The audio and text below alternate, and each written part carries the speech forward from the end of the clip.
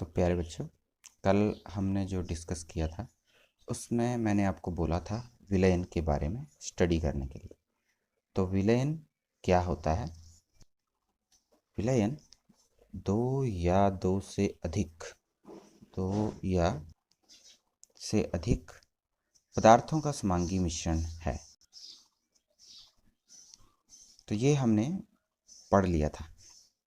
इसको और ज़्यादा स्टडी करने से पहले हम एक बार नज़र डालते हैं कि मिश्रण के बारे में हमने क्या डिस्कस किया था। तो मिश्रण को हमने देखा था कि ये मुख्यतः दो प्रकार का है। समांगी, जिसमें समान रूप से सभी पदार्थ एक दूसरे के अंदर मिले हुए हैं, जैसे नमक पानी में घोल देते हैं हम, कॉपर सल्फेट घोला है, चीनी घोली है, नींबू का जो जल है वो बनाया हमने, सोडा वाटर है। तो उसमें आप देखेंगे कि कण इतने छोटे होते हैं इस प्रकार के मिश्रण में कि वो दिखाई नहीं देते और ना ही वो प्रकाश के पथ को प्रदर्शित करते हैं।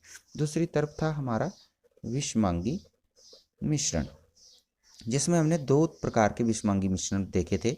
एक जो हमने अघुलनशील पदार्थ पानी में घोले थे, जैसे रेत, आटा या चॉक पाउडर। तो उस प्रकार के मिश्रणों में हमने देखा कि जो कण हैं वो नीचे बैठ जाते हैं। इसे हम निलंबन कह रहे हैं। और दूसरा कोलाइड, जो कि हमें समांगी मिश्रण की तरह ही दिख रहा है क्योंकि उसके कण बहुत छोटे हैं, लेकिन समांगी मिश्रण से थोड़े बड़े होते हैं इसके कण। और ये कण सूर्य के प्रकाश के पथ को प्रदर्शित कर देते हैं। तो ये विषमांगी मिश्रण के क्वालिटीज़ हमने देखी। और दूसरा समांगी मिश्रण। तो मिश्रण दो टाइप का है, समांगी मिश्रण, विषमांगी मिश्रण। विषमांगी भी फिर आगे दो प्रकार का देखा हमने, एक जिसमें कण नीचे बैठ जाते हैं, बड़े बड़े कण होते हैं, और दूसरा समांगी मिश्रण की तरह ही दिखने वाले विषमांगी मिश्रण, जिनमें कण तो दिखाई नहीं दे रहे लेकिन वो प्रकाश के पथ को प्रदर्शित कर रहे हैं। अब जितने भी समांगी मिश्रण हैं वो एक ही प्रकार के हैं, उसको हमने एक ही नाम दिया है, विलयन। तो जब भी विलयन की परिभाषा हमने बोलनी है वो क्या है? समांगी मिश्रण है। जब भी निलंबन या कोलाइड को बोलना है तो हम कहेंगे कि वो विषमांगी मिश्रण है। अब इसमें मिश्रण दो या दो से अधिक पदार्थों का होता है, ठीक है। तो विलयन क्या है? दो या दो से अधिक पदार्थों का ही मिश्रण है, लेकिन कौन सा मिश्रण है? वो समांगी। तो विलयन क्या है? मिश्रण है। और मिश्रण क्या होता है? दो या दो से अधिक पदार्थों के मिलने से जो बनता है। तो दो या दो से अधिक पदार्थों का समांगी मिश्रण विलयन कहलाएगा। इसमें आप एग्जाम्पल दे सकते हैं, सोडा जल, नींबू का जल, पानी में चीनी घोल दी, चीनी का घोल हो गया, नमक का घोल हो गया, ठीक है। ये तो थे द्रव के अंदर ठोस या गैस या द्रव में द्रव के विलयन, ठीक है। लेकिन हमारे पास ठोस ठोस का भी विलयन होता है और गैस का भी विलयन होता है। ठोस के विलयन में हमारे पास आ जाता है मिश्र धातु, ऐसी धातु जिसमें दो या दो से अधिक धातुएं मिली होती हैं और उनका आप पता नहीं लगा सकते। गैस, जैसे हमारी वायु है, वायु में बहुत सारी गैसें हैं, आपको अलग अलग तो नहीं दिखेंगी, एक समान रूप से हैं। मिश्र धातु में भी सारे जो धातुएं हैं एक समान रूप से होती हैं, जैसे पीतल है, पीतल में आप देख सकते हैं। फिर आपका कई ऐसे और मिश्र धातु हैं। पीतल की बात कर रहे हैं हम, तो पीतल में दिखता थोड़ी है कि क्या क्या है उसमें डला हुआ।